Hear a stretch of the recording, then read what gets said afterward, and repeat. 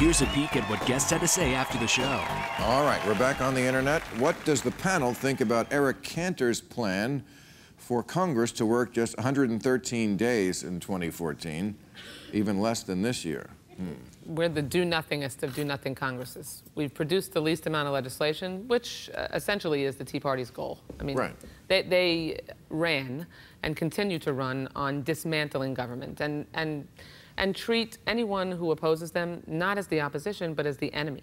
And when they don't agree with you, you're not just wrong, you're a liar. Right. The discourse has just broken down so badly that it's really and working less days? Yeah, then you don't have to worry about getting into, you know you're not going to pass anything. Why even pretend? Okay. Neil deGrasse Tyson, do you feel that the government should provide an incentive for those who wish to pursue an education in needed areas like engineering science? Well, don't we? No. Well, one way to provide an incentive is to create goals that the nation embarks upon, that the very act of pursuing those goals stimulates interest in us all. And when that happens, you don't need special programs to stimulate interest. When we were going to the moon, people climbed over each other to take science and math and engineering in school because this great vista remained undiscovered before us. But those, I think we call it STEM, right? STEM, science, technology, engineering, and math. Okay. Yeah. I think in the it's the best words you can get out of those 4 letters. Yeah. Right. Yeah. But I think I read a statistic last year, something like the number of people with, there were majors in, I think it was the dramatic arts, was like 2 or 3 times the number in STEM. And I think what we have to do is convince a lot of the people out there that they can't all be stars. Can't all be Mr. Rob Lowe here, I mean, well, listen, but then on the other hand, the New York Times yesterday on the front page has a front page story how they can't get enough humanities kids in the humanities. So, because they all want to be engineers, and they all want to work for Google. And there's a shift going on in progress, and so the humanities and universities are losing their student population base, and then you have to start laying off faculty. So it's a big problem in the universities. So they're trying to bring art back in, and they're calling it STEAM. Science, technology, engineering, art, and math. But they do that, fine, it's a cute word, but they're forgetting why STEM got created as a concept to begin with. Because STEM forms the engines of the 21st century economy. And if you want to compete internationally, you got to do your STEM. Exactly. Otherwise, so it's not just, oh, let's all just study everything. That's fine, I don't have a problem with that, but don't believe that studying everything will have a direct consequence on your economy as studying STEM. Let's keep in mind, this is also tied into the whole issue of immigration reform, because we are getting our lunch eaten because we are not educating enough kids in science, technology, engineering, and math, and so as a result, we are needing to import the talent from other countries, or we're educating them here. We give them the best and brightest education, and we don't have the immigration laws that are allowing them to stay here, so we send them back to the country they came from to compete against us. Right. It makes no sense, and we've got to make sure, particularly for girls and underrepresented minorities, and I'm sponsoring legislation that would create some grant programs, and President Obama has proposed an initiative to make sure that we can invest in science, technology, engineering, and math, but the Republicans won't move anything. Let me ask you a question. What you just talked about immigration, to me, seems like no matter where you stand, how could anybody be against that? Right. So I guess my question is, how can you decouple that from the stuff that divides the country on immigration? Because that really seems like a no-brainer. You must ask yourself that question every day. How could people be against this? Yes. And yet, every day they are. You're banging your head against the wall. Well, even things that they're not against. I mean, you got 90% of people who are in favor of background checks. That doesn't go anywhere. So, it's and also, it's a dysfunctional Congress.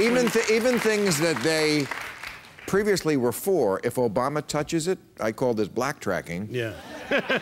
They will go against it just because anything he touches Look has what they're doing on all of his nominations. He should create a political policy where he does things he doesn't want to do. Yes. So that the country doesn't. That actually would work. Psychology. I mean, Michelle Obama recently came out for water. Drinking more water, just to see if they would come out against water. The Tea Party or Republicans have been willing to harm the economy just to stop the president, throw any obstacle in his path, and shut the government down jeopardize the economy, bring us to the brink of default, simply because they can't accept the fact that he was elected president of the United States. That is his only claim to legitimacy. Elected twice. Which they say is Right. not legitimate. Right. But now we're going to have probably a woman president next time. Hopefully. Hopefully. Well, I mean, I don't know who they have that could probably defeat Hillary. And then, I mean, By the you way, must... that's the history in this country, that it was more politically valuable to be a male of any color than it was to be a woman. So it's easier to be against, though. Black men coming out of slavery achieved political office before women did, had the vote before women did. Right. And so it's been a fascinating tracking of the history of this country. Look at the movie Lincoln with the debate in Congress over the 13th Amendment, and that one scene where when the suggestion is that we would actually give women the franchise, all the men in the chamber go absolutely insane. Including the liberals. Oh, everybody. Every Right. single man in the room. That was absolutely unacceptable. So I was pretty sure you wouldn't have a female president until you had a black male president. Right. Yeah. Well, Just based on this. Yeah. But you must be eyeing further office. I mean, I hope you do. I mean, you've become one of the great rising stars of the Democratic Party.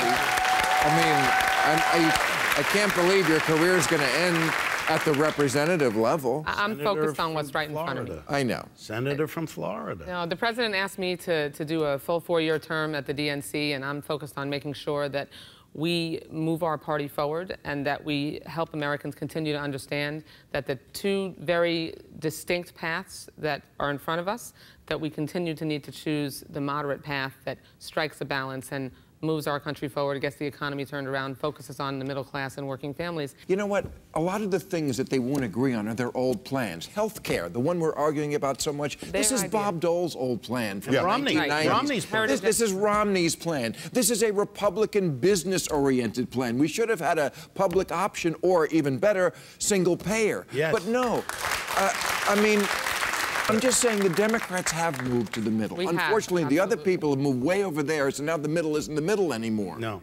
And Agreed. Obama right now, where Obama is right around where Reagan was, right around where Nixon was.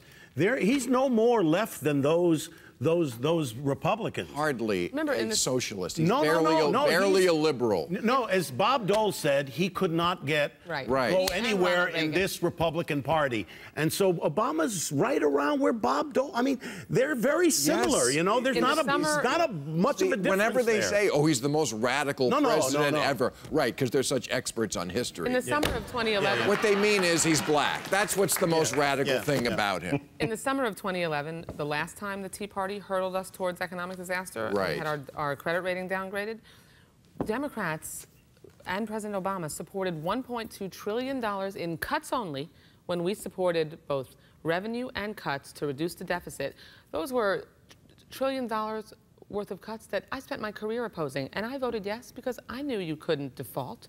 We couldn't not pay our nation's bills. But the Tea Party continues with the dug-in, my way or the highway. Remember the Republican primary? If it's my way or the highway, they wouldn't have highways because the government built the highways. Yes, that's right. Right. Remember the Republican primaries? My way or the dirt road that washes out in the next storm. They asked everybody on the stage, all 10 of them, would you go for a 9-to-1? Right. 9 to 1. 10. Well, 10 to 1 was the question. 10 to 1. And they, no. Not one of them. No. You get 10. 10 to 1. You get 10 to 1. That's right. You get the 10. No. Yeah. That's your false equivalency. That's right. Look, go to all the Tea Partiers and remove their LASIK surgery, which was enabled to happen safely and affordably because of an algorithm that made the space shuttle dock with the space station. Speaking of surgery, you were so funny in Beyond the Candelabra. Oh, thank you. Great, yeah. Do you still have that picture? Can you show up as we... I mean, I had a... So, there he is. I mean, that's the name of it. All right, we're way over time. We got to go. Thank you very much, everybody. Real Time with Bill Maher, Friday night at 10. Ask Bill and his guests your questions right after the show at HBO.com.